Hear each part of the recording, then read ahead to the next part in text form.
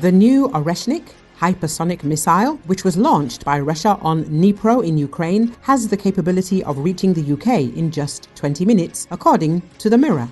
Ukraine is on high alert for brutal new Russian onslaughts following the deployment of the Oreshnik hypersonic missile in Dnipro. The nation's parliament has suspended its session due to the threat of a massive attack on Kyiv. The Times of Ukraine channel on Telegram has issued a stark caution that this missile could reach British soil in just 20 minutes, suggesting that the Oreshnik might be a rebranded version of the Cold War intercontinental RS-26 Rubezh missile.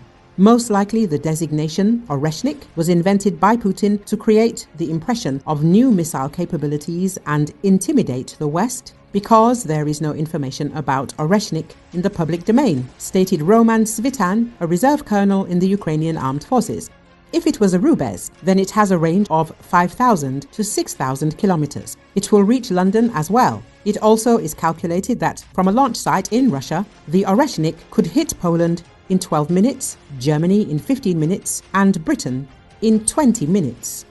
By using a new medium-range ballistic missile from its strategic arsenal to attack Ukraine, Russia has sent the West a threatening message. The American newspaper, The New York Times, writes, "This is an escalation. I really think the situation is very dangerous," said Tatiana Stanovaya, a senior fellow at the Carnegie Endowment for Russia and Eurasia. It is emphasized that the use of a medium-range missile from Russia's strategic arsenal was notable in that the target in Ukraine was within range of conventional weapons, which Russia regularly used throughout the war. However, this time Russia launched a missile capable of carrying nuclear warheads. The choice is a warning meant to strike fear into Kyiv and its allies, officials and military analysts say. As Fabian Rien Hoffman, an arms expert at the University of Oslo, noted, Russians would like to tell us the following. Look, last strike was non-nuclear, but the next strike could be with a nuclear warhead.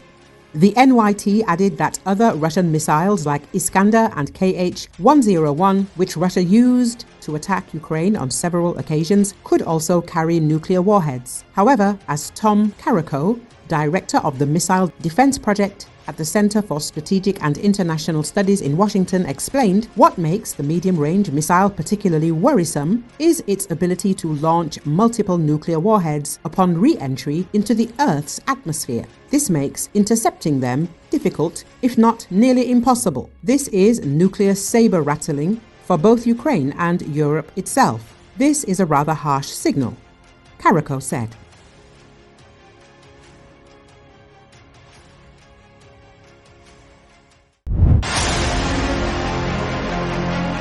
The partners have authorized Ukraine to strike the territory of Russia with their weapons. As a result, Russian President Vladimir Putin may temporarily lie low, stated Mikhailo Podolyak, advisor to the head of the presidential office, in a comment to RBC Ukraine. Podolyak noted that it is likely that the Russian president will disappear, as he has done in times of crisis for Russia. In a few days, we will once again see that Putin doesn't get in touch. He always disappears when a crisis situation arises. I think he will hide. And as always, try not to meet the challenges that exist, he explained. Recall, the US had granted Ukraine permission to use American weapons to strike Russian territory. This information was officially confirmed by US Under-Secretary of State for Western Hemisphere Affairs, Brian Nichols. Later, Ukrainian President Volodymyr Zelenski also confirmed that partners had allowed Ukraine to use their weapons to strike Russia. On the night of November the 19th, Ukraine's defense forces struck an ammunition depot in the Bryansk region for the second time. 12 secondary explosions and detonations were recorded. This depot had previously been attacked by drones, as confirmed by the General Staff of the Ukrainian Armed Forces.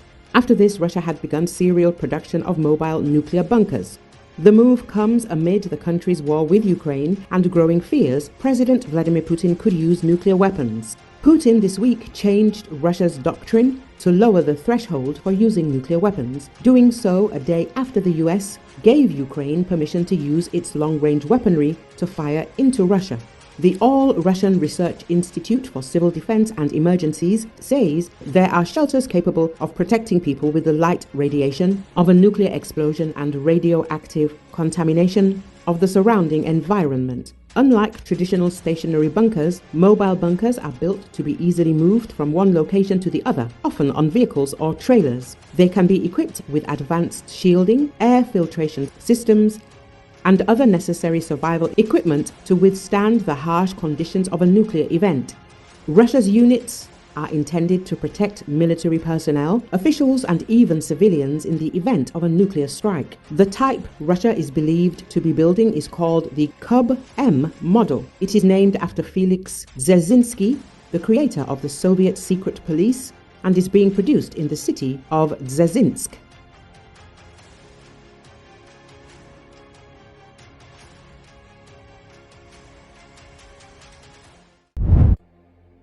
Several thousand NATO troops took part in large-scale artillery drills in Finland for the first time since the country joined the military transatlantic alliance. More than 3,600 soldiers and around 1,000 military vehicles took part in NATO's largest dynamic front artillery exercise in Finland's Arctic, less than 100 kilometers away from the Russian border. We're here to reassure our partners and allies that we can deploy to tough and demanding environments, train in any conditions, organize ourselves as allies and partners in multiple configurations, Major General John Rafferty, Commanding General of the U.S. 56th Artillery Command, told journalists, adding that the drills are not held in response to anything.